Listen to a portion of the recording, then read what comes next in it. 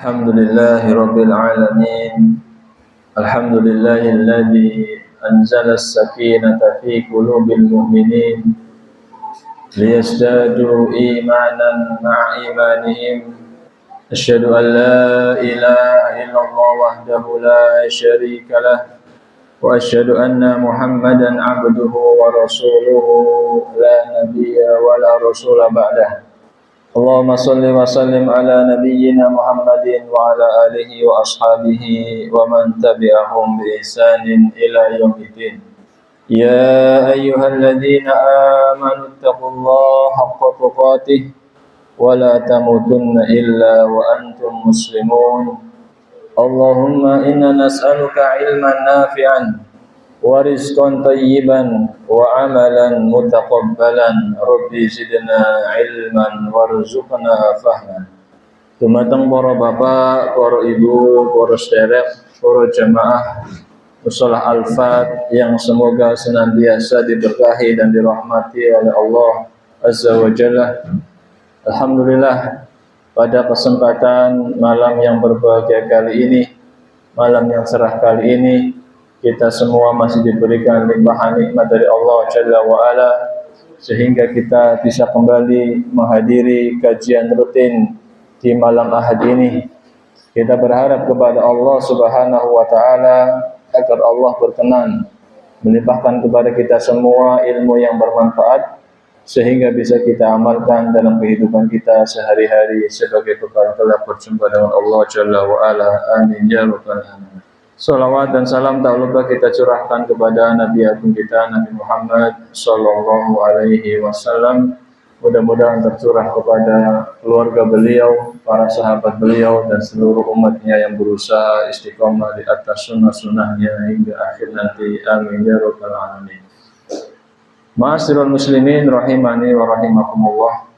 Insyaallah kita akan kembali melanjutkan pembahasan kitab Asrun Mujibatun Linnajah, 10 kunci keselamatan, yang ditulis oleh Syekh Abdul Razak bin Abdul Muhsin Al-Badr hafizahullahu ta'ala. Dan kita pada hari ini akan memulai memasuki kunci yang ke-7. Seperti biasa, sebelum kita memulai pembahasan, di awal pembahasan kunci yang baru, kita akan sedikit mengulang murajaah apa saja kunci keselamatan itu, ya. 10 kunci keselamatan itu yang sudah kita bahas. Yang pertama apa? Tauhidullah wa ikhlasu dinillahu. Mentauhidkan Allah, mengesahkan Allah Subhanahu wa Ta'ala, dan memurnikan ibadah atau ketaatan hanya untuk Allah Subhanahu wa Ta'ala. Yang kedua apa? Ittiba'us sunnati Nabi sallallahu alaihi wasallam. Mengikuti ajaran Nabi kita Muhammad sallallahu alaihi wasallam yang murni. Yang ketiga, khasyatullah wa taqwahu. Takut kepada Allah Subhanahu wa Ta'ala dan bertakwa kepadanya. Yang keempat, hifdzu lisan, menjaga lisan. Yang kelima, al-firaru minal fitan, lari dari perkara-perkara yang bisa merusak agama kita. Yang keenam, terakhir kemarin apa?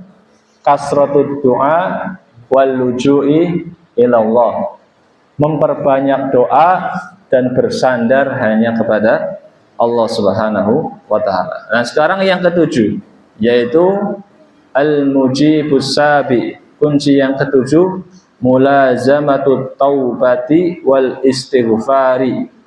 Terus menerus bertaubat kepada Allah dan memohon ampun. Ya. Kula tanglet, kula lan panjenengan iku gadah dosa napa mboten? Gadah banyak terus ya. Kata mawon apa kata sangat? Kata sangat. Masya Allah. Kita semua sudah mengakui bahwa kita itu punya dosa. Dan bukan hanya punya, tapi napa? Banyak. Bahkan bukan hanya banyak, tapi banyak sekali. Lalu seandainya dosa itu memiliki aroma, ya, kira-kira aroma sing cocok niku napa? Aroma wangi napa aroma busuk dosa? Kira-kira sing cocok niku aroma napa? Dosa niku cocok aroma napa? Busuk, ya. Maka ketika kita mengakui kita itu sudah punya dosa dan dosanya banget banyaknya, dan seandainya dosa itu punya bau, berarti kira-kira kita ke orang yang baunya wangi nopo baunya busuk? Busuk. Dan seandainya kita punya bau yang busuk seperti itu, masih adakah kiranya orang yang mau duduk bersama kita?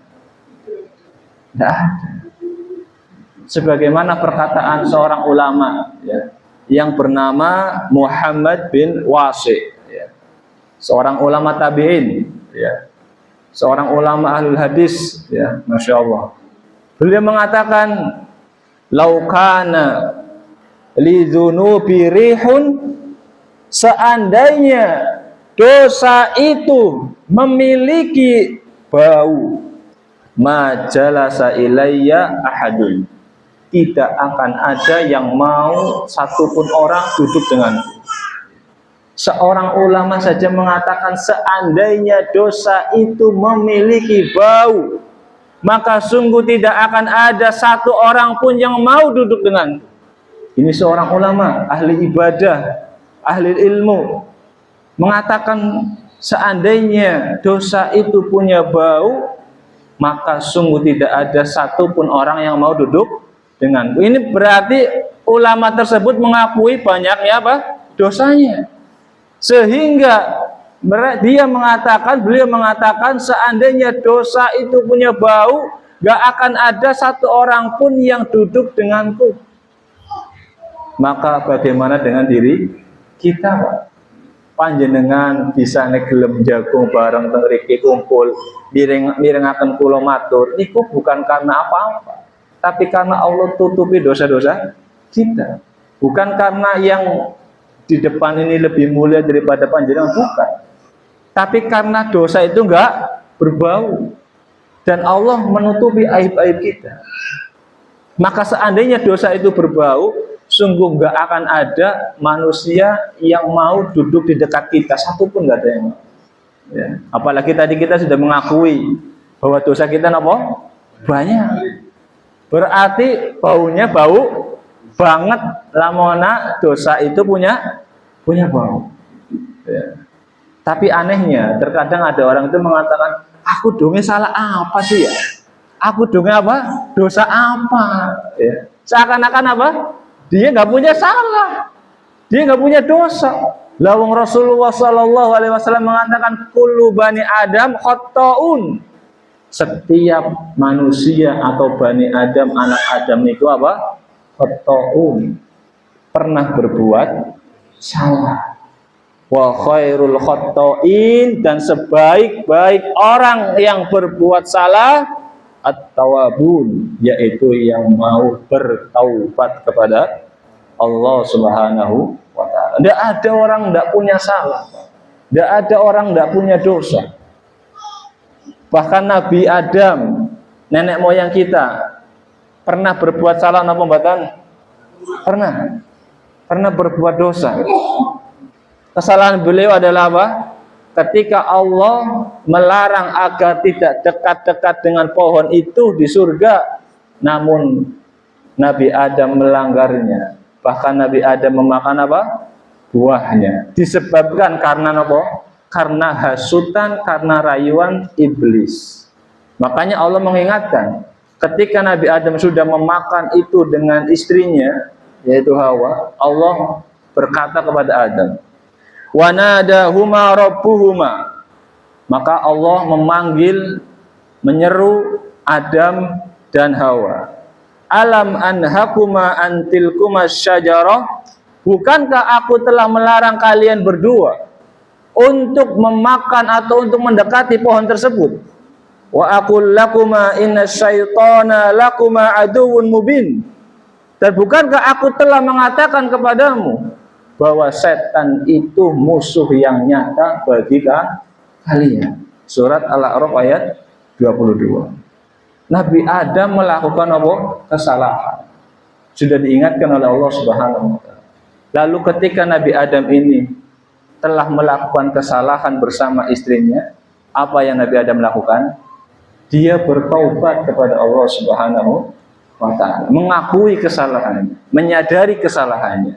Dia memohon ampun kepada Allah Subhanahu wa taala. Nabi Adam dan Hawa mengatakan, wa qala, ya, qala rabbana dzalamna anfusana wa illam taghfir lana wa tarhamna lanakunanna minal khasirin. Wahai Rabb kami telah menzolimi diri kami sendiri, sehingga ketika kita itu melanggar aturan Allah, itu pada hakikatnya kita telah merugikan diri kita sendiri. Allah nggak rugi.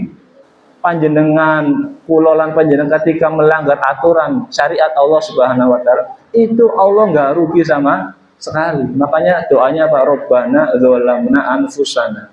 Rabb kami telah menzolimi diri kami sendiri. Kami telah menganiaya diri kami sendiri. Kami telah merugikan diri kami sendiri. Wa illam taghfir lana, seandainya engkau tidak mengampuni kami, wa tarhamna, dan tidak menyayangi kami, lanakunanna minal khasirin, sesungguhnya kami pasti akan benar-benar menjadi orang-orang yang merugi. Ya, dan itulah sebaik-baik apa? Orang yang melakukan kesalahan, yaitu bertobat kepada Allah Subhanahu wa taala. Karena nggak ada orang yang nggak punya salah. Jadi orang yang baik itu orang yang bukan nggak pernah salah, ya, karena nggak ada orang yang nggak pernah salah. Tapi orang yang baik itu apa? Orang yang ketika dia melakukan kesalahan, kemudian dia langsung bertobat meminta ampun kepada Allah Subhanahu wa taala. Berbeda dengan iblis. Nabi Adam melakukan kesalahan, iblis juga sama melakukan kesalahan. Kesalahan iblis apa?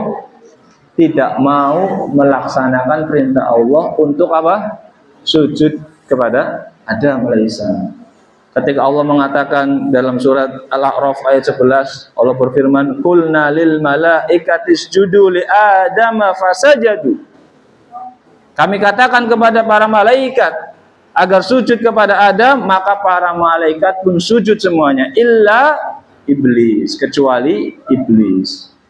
Lam yakum minas sajidin. Iblis bukanlah golongan orang-orang yang, atau mereka termasuk orang-orang yang tidak bersujud. Ya, iblis termasuk orang ataupun makhluk yang tidak mau taat dengan perintah Allah Subhanahu wa taala ketika Allah perintahkan dia untuk sujud kepada Adam. Maka Allah bertanya kepada siapa? Iblis.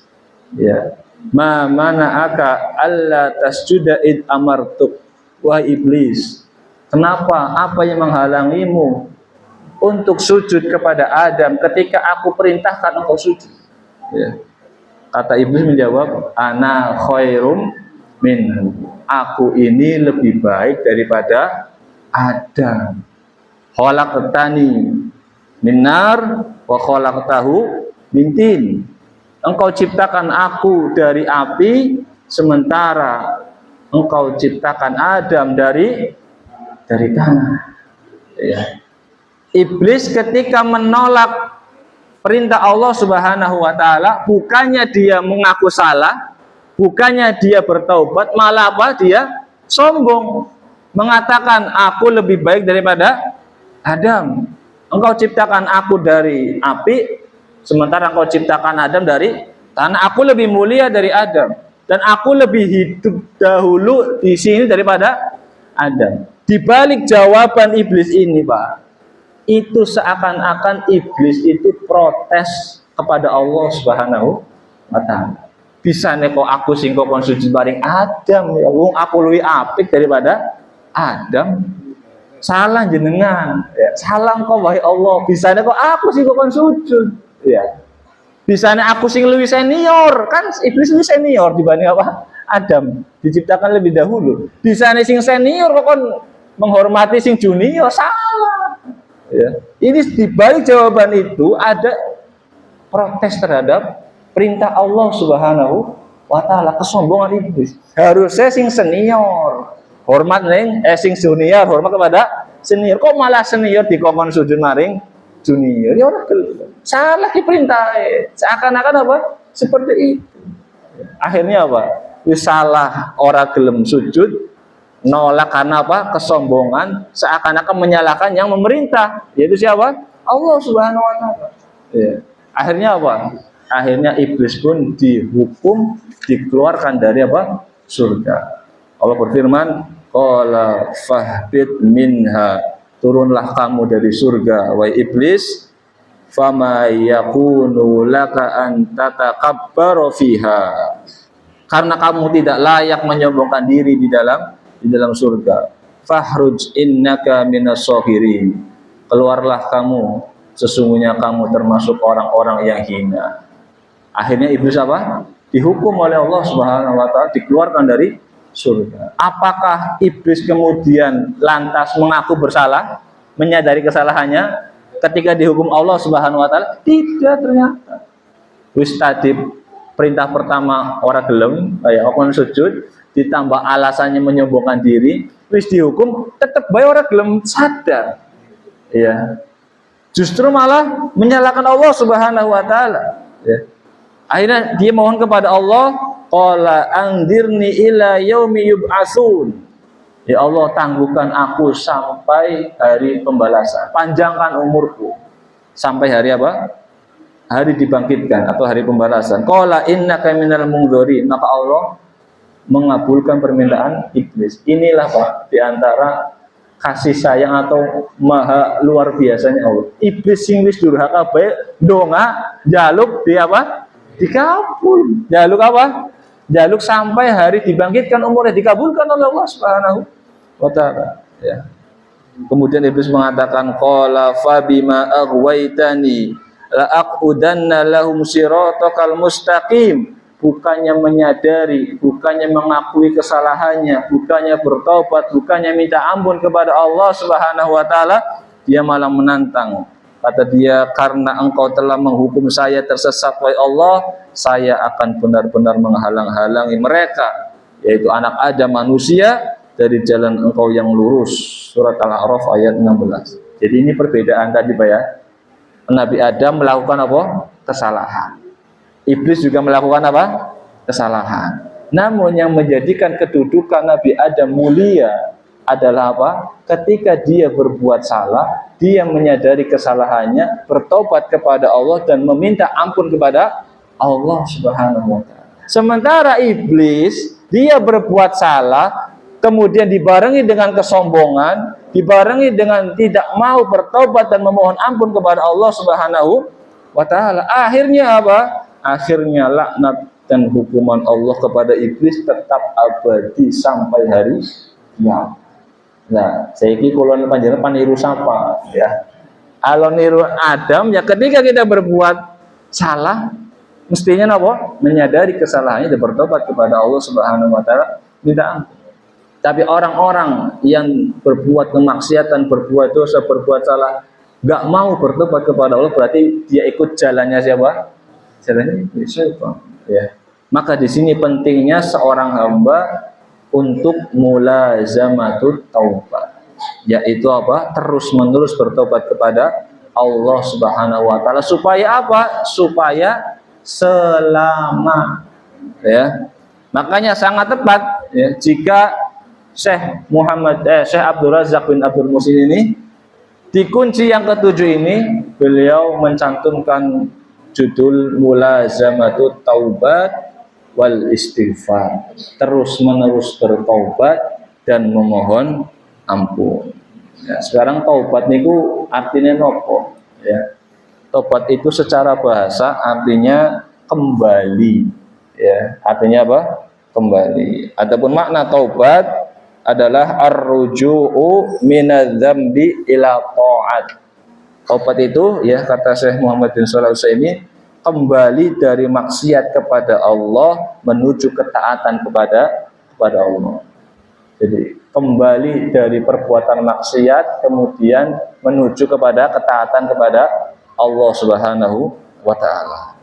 Ini taubat ya, kembali dari berbuat kesalahan, berbuat dosa menuju ketaatan kepada Allah Subhanahu wa taala. Kemudian Syekh Abdul Razak bin Abdul Musin Al-Badr hafizahullah taala di sini beliau mengatakan faqad tadafaratin nususu minal kitabi wa sunnati fi bayani fadli taubati wal istighfari.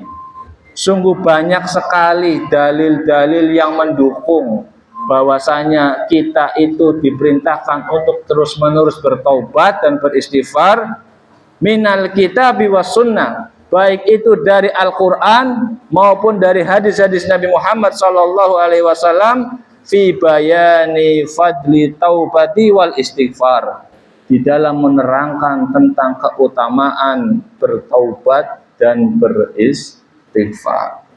Wa annahuma mujibun azimun lin najati yaumal qiyamah, dan juga menjelaskan bahwasanya bertaubat dan beristighfar termasuk sebab yang besar dalam meraih keselamatan dan kesuksesan pada hari kiamat.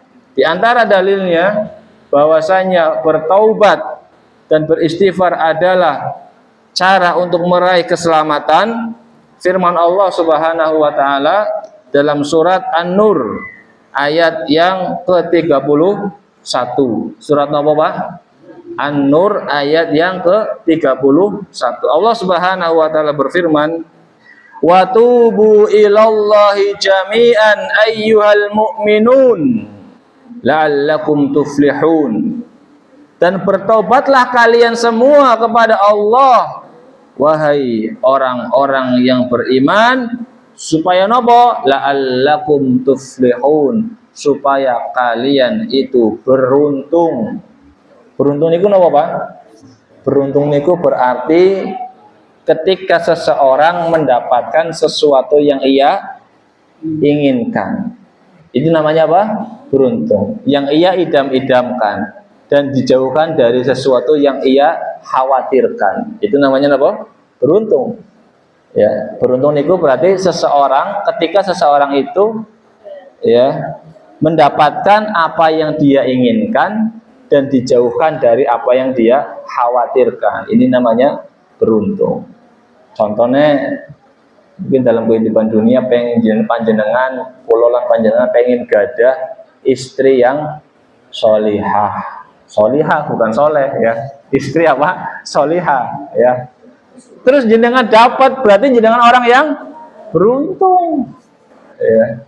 Apa maning mendapat istri-istri yang solihah, nah, itu berarti beruntung banget ya. Beruntung, wong istri yang solihah aja beruntung, awali istri-istri yang solihah ya, beruntungnya double ya.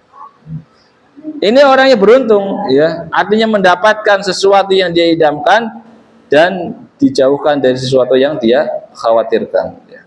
Ini keberuntungan di dunia. Adapun keberuntungan di akhirat, maka dimasukkan ke dalam apa? Surga dan dijauhkan dari neraka ya. Caranya apa tadi? Dengan apa? Disuruh apa? Bertobat. Wa tubu ilallahi jami'an ayyuhal mu'minun la'allakum tuflihun. Bertobatlah kalian kepada Allah, wahai orang-orang yang beriman, agar kalian menjadi orang yang beruntung. Di ayat yang lain, Allah Subhanahu wa taala juga berfirman di surat At-Tahrim ayat yang ke-8. Surat napa? At-Tahrim ayat yang ke-8. Allah Subhanahu wa taala berfirman, "Ya ayyuhalladzina amanu tubu ilallahi taubatan nasuha." Wahai orang-orang yang beriman, bertobatlah kepada Allah dengan taubat yang semurni-murninya. Kemudian ayat berikutnya Allah mengatakan, "Asa rabbukum ayyukaffira ankum sayyi'atikum wa yudkhilakum jannatin tajri min tahtihal anhar pasti Rabbmu akan mengampuni kesalahan-kesalahanmu dan memasukkanmu ke dalam surga yang mengalir di bawahnya sungai-sungai. Ini janji Allah Subhanahu wa taala kepada orang-orang yang mau bertaubat dengan taubatan nasuha. Lalu bagaimana cirinya, syaratnya taubat itu diterima oleh Allah Subhanahu wa taala? Taubatan yang nasuha itu syaratnya nopo? Ya. Para ulama menjelaskan ada 5 syarat agar taubat kita itu apa, atau taubat seorang hamba itu diterima oleh Allah Subhanahu wa taala. Yang pertama tentunya ikhlas karena Allah Subhanahu wa taala. Ya, bukan karena manusia. Karena mungkin ada ya orang yang bertobat dulunya preman ya, gara-gara pengen nikahi anaknya apa? Ustadz ya.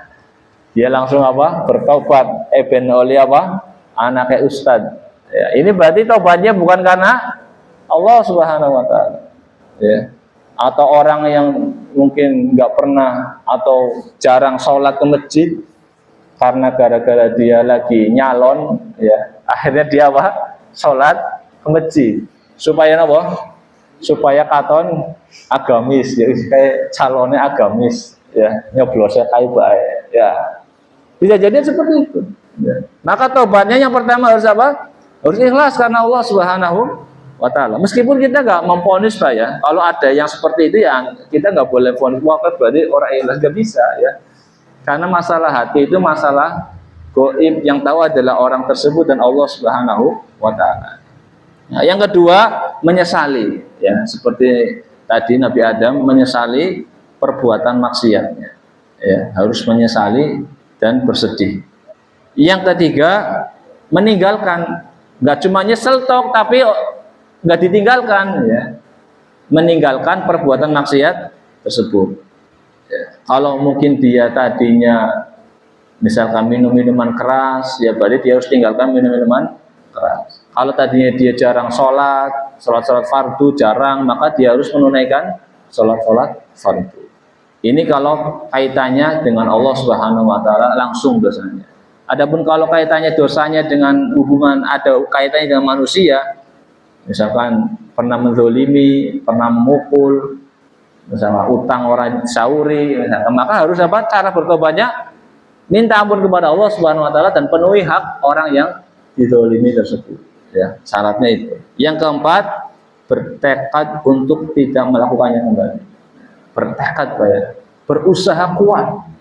Seandainya jatuh kembali gimana? Iya taubat lagi. Ya. Jatuh lagi taubat lagi. Tapi di dalam hati sudah ada tekad untuk meninggalkannya. Adapun ketika lapangannya, prakteknya khilaf lagi, taubat lagi. Berbeda dengan orang yang sudah niat melakukan. Ya seperti pernah saya sampaikan, orang pengen taubat dari minuman keras misalnya. Mau seminggu 10 botol. 8 tak cicil lah, mau 10 botol dari sangang botol disit. Berarti kan dia sudah ada niat untuk minum. Ya. Sing mau 10 minumnya sangang. Kok minggu ngarep minum pitu, minggu ngarep 5 papan. Kok suwe-suwe balik maning 10 maning ya. Itu sudah ada niat untuk minum ya. Jadi tidak boleh bertobat seperti itu ya. Ketika bertobat ingin berhenti dari minuman keras, misalkan 1 pekan tadinya 10 bulan, sudah tinggalkan semua, bertekad apa tinggalkan semua. Adapun nanti ternyata tergoda lagi, minum lagi, taubat lagi. Yang penting di hati itu minta tolong sama Allah supaya apa? Bertekad meninggalkan. Berbeda ya dengan tadi ya. Kalau tadi sudah ada niat minum. Kalau yang tadi bertekad niatnya memang nggak minum. Ya, niatnya memang nggak minum. Tapi kalau tadi yang pertama, cara yang pertama itu taubatnya dengan sudah punya niat untuk minum kembali. Ya. Yang kelima, syaratnya taubat tersebut dilakukan sebelum waktu penerimaannya habis. Contoh sebelum terbitnya matahari dari barat atau sebelum nafas itu sampai ke kerongkongan. Itu kalau sudah segitu taubatnya nggak diterima. Ya. Yang kelima, taubat tersebut dilakukan sebelum habis masa penerimaannya. Ya. Inilah ya 5 syarat ketika tobat kita dikatakan tobat yang nasuha. Dan ini termasuk bentuk kasih sayang Allah Subhanahu wa taala. Innallaha yuhibbut tawwabin wa yuhibbul mutatahhirin. Allah itu mencintai orang-orang yang terus-menerus bertaubat kepada Allah, dan Allah mencintai orang-orang yang mensucikan dirinya. Allah tahu, Pak. Allah tahu kalau manusia itu yang Allah ciptakan itu sering berbuat dosa. Tahu. Karena Allah apa? Allah penciptanya. Makanya Allah Subhanahu wa taala menyiapkan ampunan yang banyak untuk manusia yang mau bertaubat. Ya. Makanya dijelaskan dalam hadis ya yang diriwayatkan oleh Imam Muslim, ya, Rasulullah sallallahu alaihi wasallam bersabda, "Innallaha ta'ala yabsutu yadahu bil-laili liyatuba musii'un nahar." Allah Subhanahu wa taala terbuka tangannya di malam hari untuk mengampuni orang-orang yang berbuat maksiat di siang hari. Jadi Allah itu akan memberikan ampunan kepada hambanya di malam hari, yang hamba itu ketika bermaksiat di siang hari. Siang harinya bermaksiat, tapi malamnya bertaubat kepada Allah, Allah mengampuni. Sebaliknya, ya, wa yabsutu yadahu bin nahar, dan Allah Subhanahu wa taala ya membentangkan tangannya di siang hari, liyatuba musii'ul lail, untuk orang-orang yang bertobat di malam hari. Ya. Jadi tadi Allah Subhanahu wa taala membentangkan tangannya di malam hari untuk orang yang berbuat maksiat di siang hari, dan Allah membentangkan tangannya untuk menerima taubatnya orang-orang yang bermaksiat di malam hari. Ini menunjukkan Allah Subhanahu wa taala Maha penerima taubat bagi orang-orang yang mau bertaubat. Karena ada orang yang salah kaprah juga, Pak. Lah, Allah Ta'ala Maha penerima taubat, gampang. Oh, baik taubat.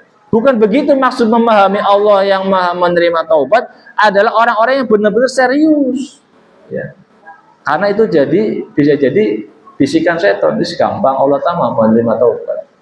Maksiat terus. Ya. Bukan dipahami seperti itu. Maksudnya Allah Maha penerima taubat adalah bagi orang-orang yang betul-betul serius mau bertobat sebesar apapun dosanya. Ya. Sebesar apapun dosanya. Maka kemudian Syekh Abdul Razak hafizahullah taala melanjutkan perkataannya di sini, walihada yaqulu sahabiyul jalilu, oleh karena itu sahabat yang mulia, ya, Ali bin Abi Thalib, yang bernama siapa? Ali bin Abi Thalib radhiyallahu anhu berkata, ya. Jadi Syekh Abdul Razak membawakan perkataan siapa? Perkataan seorang sahabat, yaitu Ali bin Abi Thalib. Ali bin Abi Thalib mengatakan, ajibtu liman yahliku wan najatu ma'ah. Aku heran. Kata siapa ini? Kata siapa? Ali bin Abi Thalib. Aku heran kepada orang-orang yang celaka sementara sebab keselamatan bersamanya. Ya. Aku heran kepada orang-orang yang celaka sementara sebab keselamatan bersamanya. Ya. Ibaratnya kok anak ayam misalkan ya, sampai kelaparan padahal bekatul ini pinggire gitu. Ya, kok bisa ya mati sampai kelaparan padahal apa? Padahal bekatul ke pinggire. Ya. Makanan banyak di hadapannya. Ya. Kata Ali bin Abi Thalib radhiyallahu anhu, aku heran kepada orang yang celaka sementara sebab keselamatan bersama. Maka ditanya, kila wa mahiyya, apa sebab keselamatan itu? Kata Ali bin Abi Thalib, al-istighfar, yaitu apa? Istighfar, meminta ampun. Kenapa orang itu bisa celaka padahal sebab keselamatan itu bersamanya, yaitu apa? Istighfar. Berarti orang tersebut tidak pernah beristighfar. Istighfar niku apa tuh pembuatan Pak? Apa tuh pembuatan? Astagfirullah, astagfirullah, astagfirullah. Ya.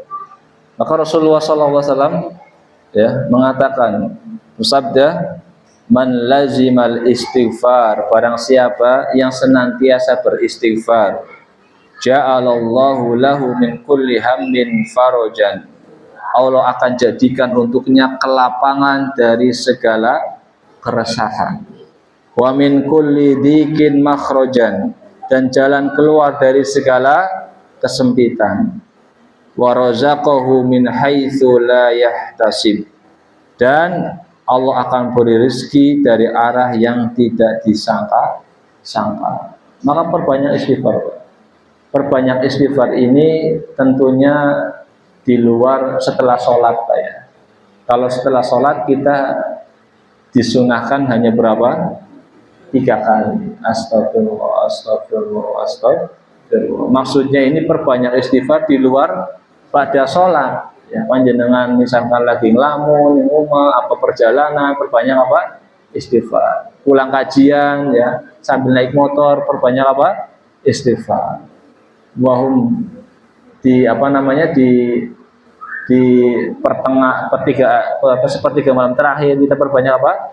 Istighfar. Wabil asharihum yastaghfirun. Di sepertiga malam apa? Perbanyak istighfar. Kalau habis sholat itu cukup 3 ya. Jangan kemudian disalahpahami, perbanyak istighfar maka habis sholat 100 kali juga. Ya, habis sholat sunnahnya cuma apa? 3 kali. Adapun di luar sholat bebas ya. Bebas. Kemudian Syekh Abdul Razak bin Abdul Muhsin hafizahullah taala membawakan sabda Nabi dalam kitab ini ya. Kalau tadi sabda Rasulullah SAW kita ambil dari yang lain, dan di dalam kitab ini ya, kitab yang beliau tulis ya membawakan sabda Nabi Muhammad SAW, sabda yang sama di beberapa kunci sebelumnya ya, dari Uqbah bin Amir. Rasulullah SAW ya ditanya oleh Uqbah bin Amir, man najah, tentang apa? Anin najah, tentang keselamatan. Apa itu keselamatan ya Rasulullah? Amlik alaika lisana, jaga lisanmu ya, kuasai, kontrol lisanmu. Ini kita bahas di kunci yang keberapa? Amlik alaika lisana, kunci yang keempat ya, hifdzul lisan, potongan ini. Kemudian wal yasaka baituk, hendaknya engkau merasa lapang, merasa luas di dalam rumah. Kunci yang keberapa ini? Masih ingat? Kunci yang ke-5, al-firaru minal fitan. Dan potongan yang ketiga ini ya, yang terakhir, wabki ala khotiatik, dan tangisilah kesalahan dirimu ya. Kata beliau, faqauluhu wabki ala khotiatik ya, sabda Nabi Muhammad SAW, tangisilah kesalahan dirimu, isyaratun litaubat wal istighfar. Ini merupakan isyarat dari Nabi Muhammad SAW untuk bertaubat dan beristighfar ya. Wal muradu bil khotiati jami'u khotoya wa dzunubi, yang dimaksud dengan khotiah kesalahan. Jadi khotiah ini kalau kita dalam bahasa Arab namanya mufrad, satu kesalahan, satu ya. Jamaknya itu khotoya atau khotiat ya, jamaknya. Tapi yang dimaksud itu bukan satu kesalahan. Kan tadi wabki ala khotiati, tangisilah kesalahanmu kalau secara mufradnya. Tapi yang dimaksud adalah tangisilah seluruh kesalahan-kesalahanmu, seluruh dosa-dosamu. Kenapa bisa diartikan demikian? Karena di dalam kaidah usul fikih ya, ada kaidah di sini beliau mengatakan fal mufradu ida udifa yufidul umum. Ketika ada lafadz yang mufrad disandarkan kepada lafadz yang ma'rifat atau lafadz yang khusus ya, maka itu bermakna umum. Contoh, Contoh, wa in ta'uddu ni'matallahi la tuhsuha. Kalau kita mau menghitung-hitung nikmat itu kan satu, Pak. Jamaknya apa? Jamaknya ni'am. Kalau kita mau menghitung nikmat Allah, apakah nikmat Allah cuma satu? Enggak, maksudnya semua nikmat Allah. Kalau kita mau menghitung seluruh nikmat Allah, maka kita tidak akan pernah bisa menghitungnya. Walaupun di situ ditulisnya cuma pakai mufrad, nikmat.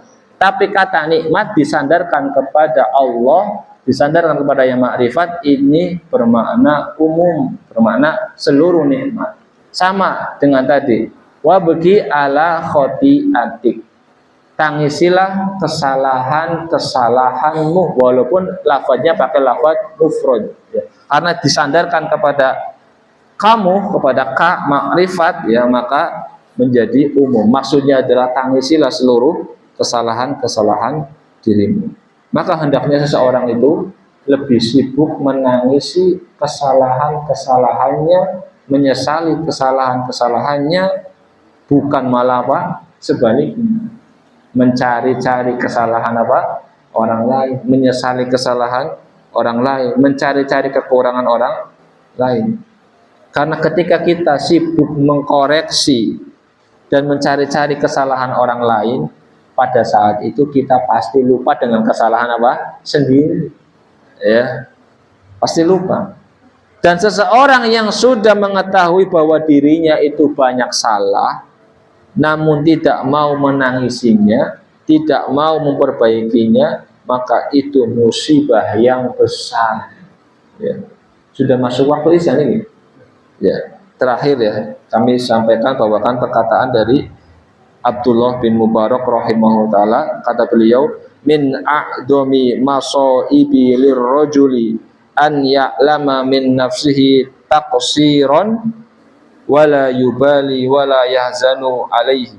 Termasuk musibah yang paling besar, min a'dhamil masaib, termasuk musibah yang paling besar lirrajuli, yang menimpa seseorang, an ya'lama min nafsihi taqsiran, dia mengetahui kalau dirinya banyak kesalahan, banyak kekurangan, wala yubali wala yahzanu alaihi, tapi dia tidak peduli dan dia tidak menangisi kesalahan dirinya. Yang dia tangisi, yang dia sesali, yang dia cari justru kesalahan orang lain. Itulah musibah yang terbesar yang menimpa seorang hamba, ketika seorang hamba tahu dirinya penuh kekurangan, penuh kesalahan, tapi dirinya abai untuk memperbaiki dirinya, dan dirinya tidak menangisi kesalahan dirinya. Wallahu a'lam bishawab.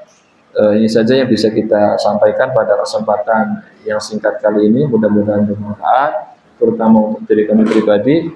Terima kasih atas perhatiannya. Mohon maaf atas segala kekurangannya. Kita tutup dengan doa kafaratul majlis. Subhanakallahumma wa bihamdika asyhadu an la ilaha illa anta astaghfiruka wa atubu ilaik. Assalamualaikum warahmatullahi wabarakatuh.